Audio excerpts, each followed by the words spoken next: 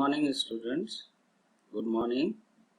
Today we are going to discuss few important numericals based on current electricity, right? Now the first question, a potential difference V applied to the conductor of length L, diameter capital D. How are the electric field, drift velocity and resistance affected?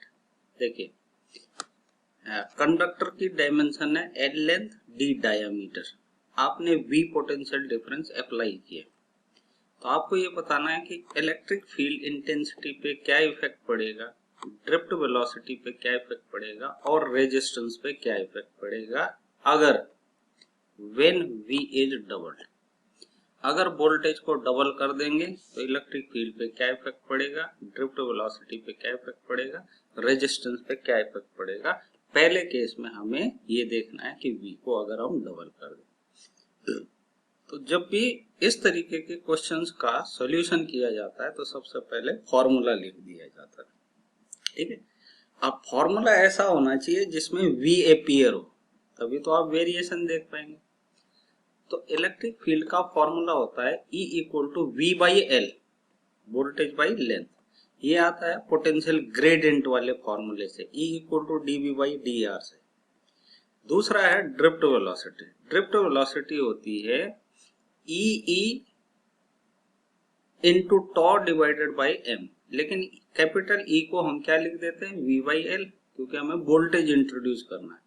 तो हमारा formula बन गया E V टॉ, tau का मतलब relaxation time, divided by M L, right.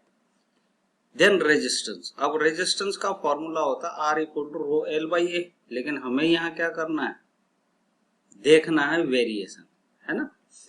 तो हम क्या करेंगे, यहाँ पे ए जो एरिया है, एरिया ऑफ क्रॉस सेक्शन, इसकी जगह पाई आर स्क्वायर रखेंगे, ठीक है। लेकिन हमें आर ने दिया हुआ, हमें क्या दिया हुआ, डायमीटर, तो हम क्या करेंगे, आर की जगह लिख देंगे डी बाई टू।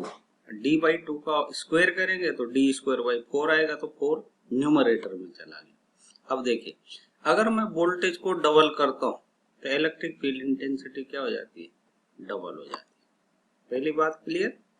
दूसरा, अगर वोल्टेज में डबल करता हूं V, तो VD क्या हो जाता है, ये भी क्या हो जाएगा, डबल हो जाएगा। अब तीसरे फॉर्मूले में अगर आप देखें, रेजिस्टेंस के फॉर्मूले में, तो कहीं V नहीं आया है, वोल्टेज नहीं आया, इसका मतलब R क्या रहेगा, कांस्टेंट रहेगा, ठीक। अगला केस, अगर मैं लेंथ को डबल कर दूं, सेकंड केस में आपको बताना है, अगर लेंथ को डबल कर दे तो इन तीन पे क्या इफेक्ट पड़ेगा। देखिए, अगर मैं यहाँ लेंथ को डबल कर देता हूँ तो इलेक्ट्रिक फील्ड इंटेंसिटी क्या हो जाएगी, हाफ, तो E बिकम्स हाफ। यहाँ अगर मैं लेंथ को डबल करता हूँ तो ये भी डिनोमिनेटर में, इसका मतलब VD क्या हो जाएगा, अगेन इट इज हाफ। अब अगर मैं यहाँ लेंथ को डबल कर रहा हूँ तो यहाँ L न्यूमरेटर में, इसका मतलब R क्या हो जाएगा, वो डबल हो जाएगा। तो E हाफ, VD हाफ, लेकिन R क्या होगा, डबल हो जाएगा। अगला केस है, अगर कैपिटल D यानी डायमीटर को डबल कर देंगे तो क्या होगा। देखिए, यहाँ कहीं D नहीं है, इसका मतलब इस पे कोई इफेक्ट नहीं पड़ेगा, तो E will remains unchange. VD पे भी कोई इफेक्ट नहीं पड़ेगा, वहां पे कैपिटल D नहीं, लेकिन यहाँ कैपिटल D। अब अगर मैं इसको डबल करता हूँ बेटा, तो इसका स्क्वायर है, इसका मतलब ये क्या रह जाएगा, 1/4, ठीक है। तो एक बहुत इंपॉर्टेंट क्वेश्चन है इस करंट इलेक्ट्रिसिटी का। Next, calculate the current drawn from the battery, ठीक है। अब पहले क्या करेंगे, ये जो नेटवर्क दिया है इसका रेजिस्टेंस निकाल देंगे। वोल्टेज हमें पता है बैटरी की, तो रेजिस्टेंस अगर आपने निकाल दिया, वोल्टेज आपको दिया है, तो करंट भी निकल जाएगी। अब इसका जो मॉडिफाइड सर्किट है उसे हम बनाते, तो मॉडिफाइड सर्किट कैसे बनेगा, ऐसा, ठीक है ना। आप इसको इक्विवेलेंट सर्किट बना सकते। अब देखिए, यहाँ पे ये बन गया व्हीटस्टोन ब्रिज, लेकिन ये व्हीटस्टोन ब्रिज बैलेंस है कि अनबैलेंस है, ये देखना है पहले।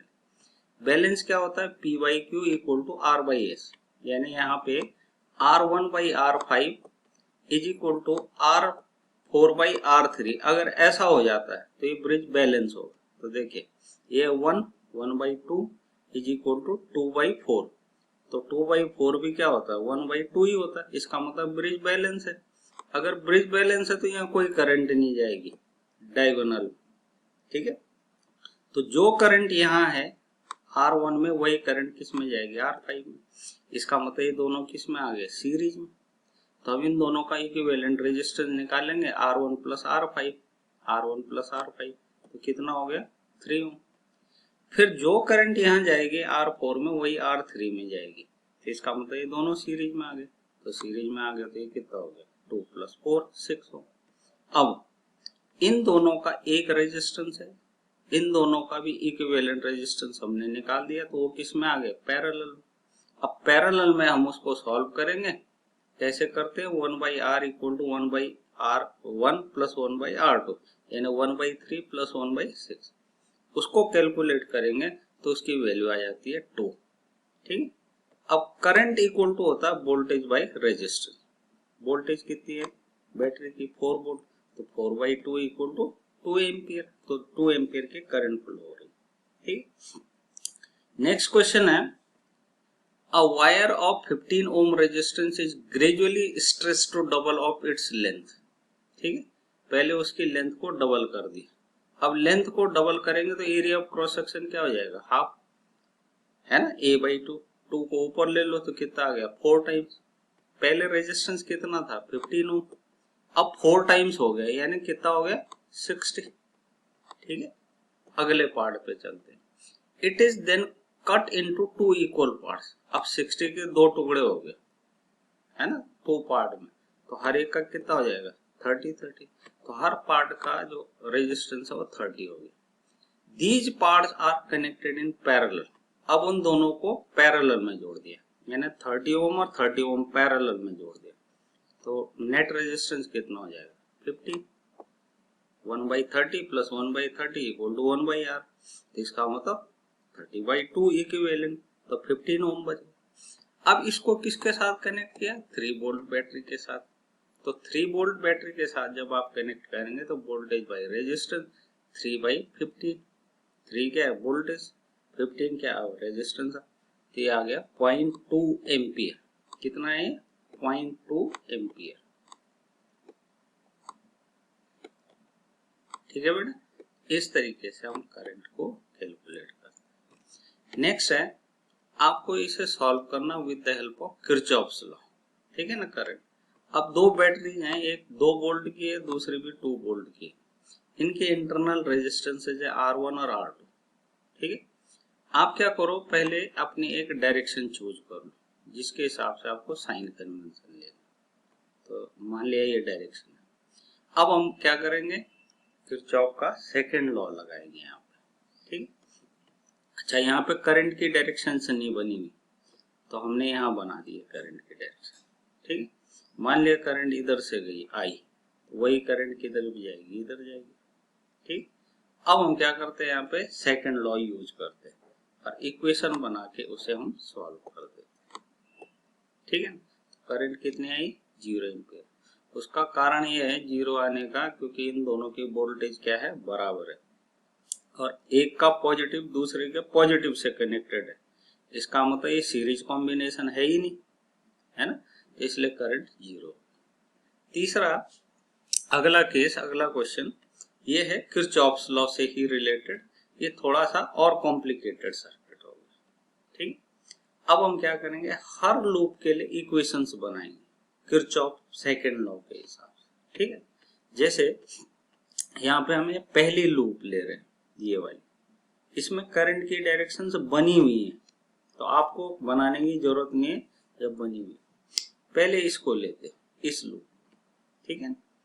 इस लूप के लिए पहला वोल्टेज कितना है 2 वोल्ट, ठीक है ना।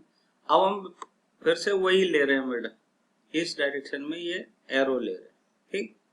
ये वाले की जो डायरेक्शन है वो इसको सपोर्ट कर रही है, ठीक है ना, इसे क्या लेना पड़ेगा पॉजिटिव, तो ये क्या आ गया 2 वोल्ट, ठीक। दूसरा है ये 1 वोल्ट, ठीक। अब जब हम इधर को जा रहे थे तो इसका पॉजिटिव टर्मिनल सामने आ गया, इसका मतलब इसे मुझे क्या लेना पड़ेगा, नेगेटिव। यहाँ हमने ले लिया -1। ठीक, अगला है ये, आप देख रहे हैं ये 4 एम्पियर है और करंट जा रही है इधर को, हम जा रहे हैं इधर को। ठीक है, तो कहने का ये मतलब हो गया कि हमें ये पॉजिटिव लेना होगा।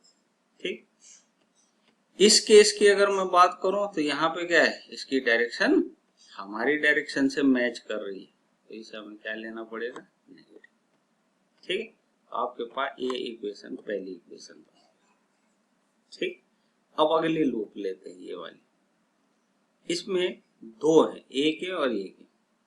अब आप बताओ 1 को मैं क्या लूं, इस लूप के लिए ये है एरो, इसको मैं क्या लूं, पॉजिटिव, ये आ गया +1। ये वाले को अगर मैं देखूं तो मैं इधर को जा रहा हूं, ये इस तरफ करंट दे रहा है, इसे मुझे क्या लेना पड़ेगा, नेगेटिव, अपोज कर रहा है। यहाँ पे अगर मैं देखो तो मैं चल रहा हूँ इधर को, ये जा रहा है इधर को करंट, तो 3 × I2 को क्या लेना पड़ेगा मुझे, पॉजिटिव, क्योंकि ये मेरा अपोज कर रहा है। यहाँ की अगर मैं बात करूं तो it is all again opposing, इसका मतलब ये भी क्या लूंगा मैं, पॉजिटिव।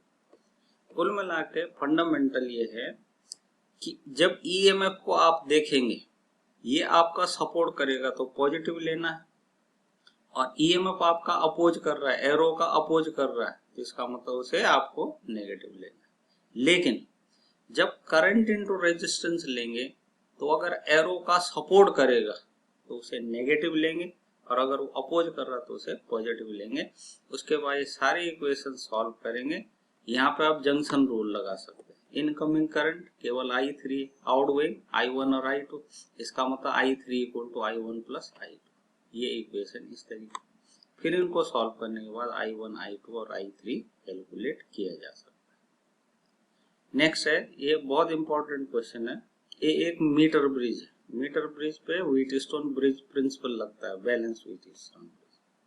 ठीक है ना, जब जॉकी को हम यहाँ से स्लाइड करके ले जाते हैं तो किसी पॉइंट पे डिफ्लेक्शन 0 हो जाता है, इसका मतलब डायगोनल की करंट 0 हो गई, तो P/Q = R/S हो जाता है। ठीक, the null point is found to be at 60 centimetre, कहाँ से, यहाँ से 60 सेंटीमीटर पे आपको क्या मिल गया, नल पॉइंट। ठीक है ना, तो इसका रेजिस्टेंस है X और इसका Y है जो इसे हमें कैलकुलेट करना। फॉर्मूला हो जाएगा X/Y = L/100 - L। L में ये वाली डिस्टेंस ले रहा हूँ, दिस इज L, तो ये कितना हो गया, X/Y = 60 पे मिला ना नल पॉइंट, 60/40, तो ये बन गया 3/2। ये पहली इक्वेशन आ गई। ठीक, अब when resistance of 15 ohm is connected in series with Y, अब इसके साथ आपने 15 सीरीज में जोड़ दिया तो टोटल रेजिस्टेंस कितना हो गया, Y + 15। तो null point is found to be shift 10 centimetre towards A, यानी 10 सेंटीमीटर A की तरफ चला गया, तो ये कितनी रहेगी, अब बैलेंसिंग लेंथ 50, तो हम इसे लिखेंगे X / Y + 15, क्योंकि यहाँ का रेजिस्टेंस कितना हो गया, Y + 15 = 50/50। और फिर इन दोनों इक्वेशन की हेल्प से आप X और Y को कैलकुलेट कर सकते हैं। ठीक है, आज के लिए इतना ही। ये कुछ इंपॉर्टेंट न्यूमेरिकल्स थे जो बोर्ड एग्जाम में बार बार पूछे जाते हैं, तो आप इनको सॉल्व करेंगे। कल आपका टेस्ट होगा current electricity chapter, right. Thank you.